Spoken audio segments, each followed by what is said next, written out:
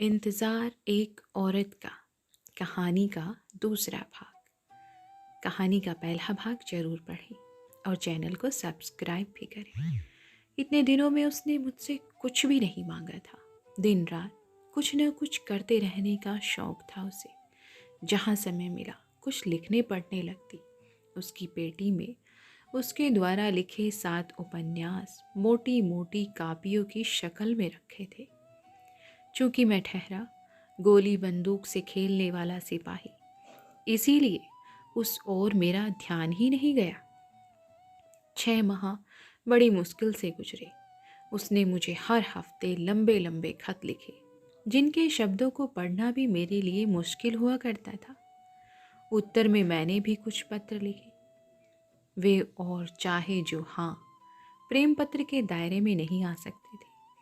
उसकी दुआओं का असर था या संयोग, मेरा तबादला मलखानपुर कस्बे के थाने में हो गया। यहाँ क्वार्टर खाली नहीं था, अतः अकेले रहने वाले सिपाहियों के कमरे में मैंने अपना डेरा जमाया। स्थानीय बोली में उसे ढिंडवा खोली कहा जाता है। एक छोटा सा कमरा, खुली पर्ची और टट्टे की दीवारें, जिन्हें लकड़ी के बत्ते से जोड़कर पर्दा बना दिया गया था। मैंने इसे ही आशियाना बनाने का विचार किया। कुछ और कट्टे लाकर कमरे के सामने आंगन जैसा घेरा बना दिया। बगल में कच्चा शौचालय था। उस समय बिजली मात्र थाने में जला करती थी, बाकी लोग लालटेन के उजाले में ही रहते थे। पानी नदी से लाना पड़ता था। कुछ औरतें थाने के क्वार्टर्स में पानी भरती थी। मैंने एक को लगा लिया। दीपावली का समय आ चुका था। वह अपने मायके चली गई थी। घर से भाई का पत्र आया था कि शुभ मुहूर्त देखकर अब अपने पास ले जाओ, विदा कराकर।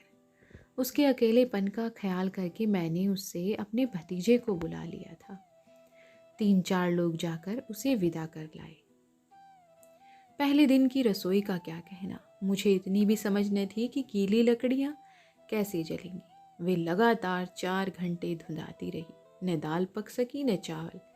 मैंने भी फूंक मारी, किंतु वे न जली। मिट्टी के तेल को बोतल खाली हो गई। माचिस की डब्बी भी खाली हो गई। अध पका खाकर ही संतोष करना पड़ा। किसी व्यवस्था से उसे कोई शिकायत नहीं थी। हमारे पास संसाधनों की कमी थी। 2 खाट, सोने वाले 3 छोटे छोटे बर्तन, भयानक ठंड और ओढ़ने बिछाने के कपड़े थोड़े से। उस पर मेरी आदत अकेले सोने की। 80 रुपये महीने की पगार और नई बस्ती गृहस्थ थी। वह खुश थी मेरे साथ। हालांकि हम उम्र भतीजे नंदू के साथ सोने में संकोच करती थी, परंतु चारा भी क्या था। बच्चे को हम इतनी ठंड में बाहर कैसे सुला सकते थे। कुछ दिनों बाद हमें फैमिली क्वार्टर मिल गया, जिसमें एक बड़ा सा कमरा, पर्ची, जिसके एक हिस्से में छोटी सी रसोई थी, सामने छोटा सा आंगन और कच्चा शौचालय, जिसे सफाई कर्मी रोज सफाई करती थी, पानी मंगा कर धोती थी। उस कमरे में हमारी गृहस्थी अधिक आसानी से जम गई। उसे घर की वस्तुएं ठीक से जमाना नहीं आता था। शायद अकेली जिम्मेदारी उठाने का प्रथम अवसर था उसका। वह मेरे कपड़े धोती, कलफ लगाती, कच्चे फर्श को गोबर से लीपती। जब तक नए घर आता भूखी प्यासी मेरा इंतज़ार करती। बर्तन छोटे थे, इसीलिए उसके लिए खाना कम पड़ जाता था। न उसे समझ न मुझे कि अकेले वाले बर्तन 3 के लिए छोटे होंगे।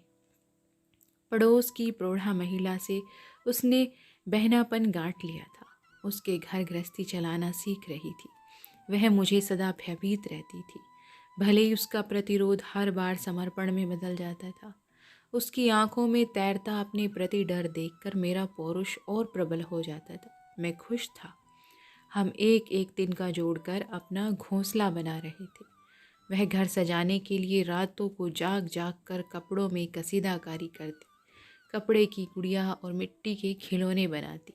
धीरे धीरे आसपास के घरों की युवतियाँ, बच्चे हमारे घर डेरा जमाने लगे।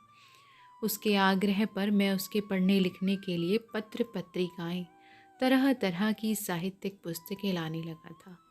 कई बार तो वह 2 रोटियों के सिकने के मध्य जो समय मिलता, उसमें भी कुछ अक्षर पढ़ लेती।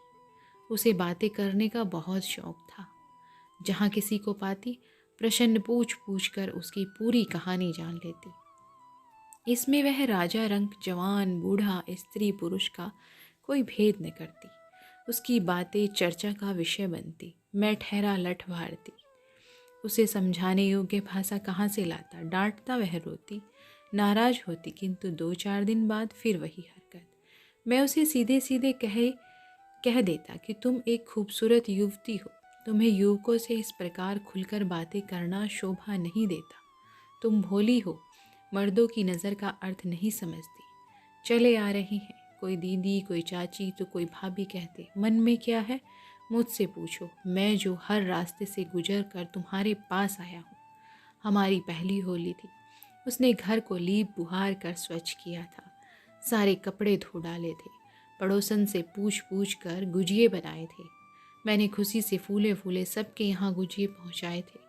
तब तक तो ढिंढवारा राम बना मुंह ताका करता था। त्योहार पर मुझे उसकी बड़ाई करना और सुनना दोनों बहुत भाता था। थाने में होली के दूसरे दिन होली का जश्न मना रहे थे हम लोग। स्टील के ड्रम में भांग घोली गई थी। दूध, बादाम, पिस्ता, चीनी आदि पहुंचाने वाले पहुंचा गए थे। दारू की बोतलें यदि उड़ेली तो उनमें भी ड्रम भर गया। अपने राम ने कभी शराब को हाथ नहीं लगाया था। हाँ, भांग हमारी संस्कृति में मान्यता का प्रथम नशा है। मुझे भी शौक था भांग पीने का। सब नशे में चूर, अजीब अजीब हरकतें, गाना बजाना, नाचना, कपड़े फाड़ना। मुझे उसकी याद आई। एक लोटे में भांग वाला शरबत लेकर घर पहुंचा। उस समय शाम गहरा गई थी। लालटेन के उजाले में मैंने देखा कि घाट पर एक युवक बैठा है आंगन में। वह पीढ़े पर बैठी उससे बातें कर रही थी। युवक बगल वाली उसकी जीजी का भाई था। आ गया दीदी दीदी करके। मैं तिल मिलाया, किंतु स्वयं को संभालते हुए शरबत का लोटा उसके हाथ में थमा दिया। यह क्या है? उसने नजरें उठाकर मुझसे देखा। भांग है, पी लो। सब पी रहे थे, मैं ले आया तुम्हारे लिए। मैंने अपना स्वर साध कर कहा, मेरे लिए? हाँ, मैं और भांग। यह तो आपको भी नहीं पीनी चाहिए। वह तड़प गई बिजली सी। पी लो, कुछ नहीं होता, त्योहार में चलता है। मैंने एक प्रकार से मुनहार की।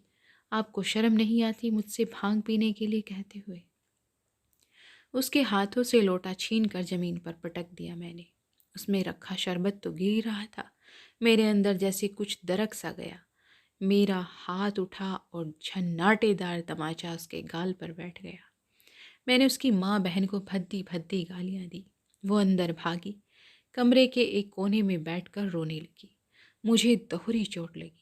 पराए मर्द के सामने उसने मेरा अपमान करके, साथ मेरी आज्ञा का उल्लंघन करके बहुत गलत तरीके से मेरा अपमान किया। मन तो हो रहा था कि इतनी अच्छी जूतम पैजार करूं कि उसके आदर्श की तो ऐसी की तैसी हो जाए। ये तो बहुत गलत कर दिया जीजा। दीदी ने मुंह पर हवाइयाँ उड़ाता उसका कथित भाई उठकर चला गया। उसे छोड़कर मैं होली खेलने चला गया। गुस्से में 2-4 गिलास और भांग चढ़ाई, परंतु अक्सर पीने के कारण ज़्यादा नशा नहीं हुआ।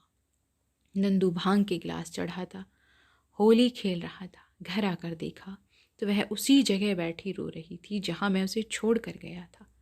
मुझे उस पर जरा भी दया नहीं आई। चुपचाप खाट बिछाई और सो गया। नंदू ने स्वयं लेकर खाना खाया। उसका मन बहुत हुआ। दूसरे दिन भी वह मुझसे रूठी रही। काम तो सारे किए लेकिन बात नहीं की। मैंने नज़र बचाकर उसके गाल पर मेरी उंगलियों के निशान थे।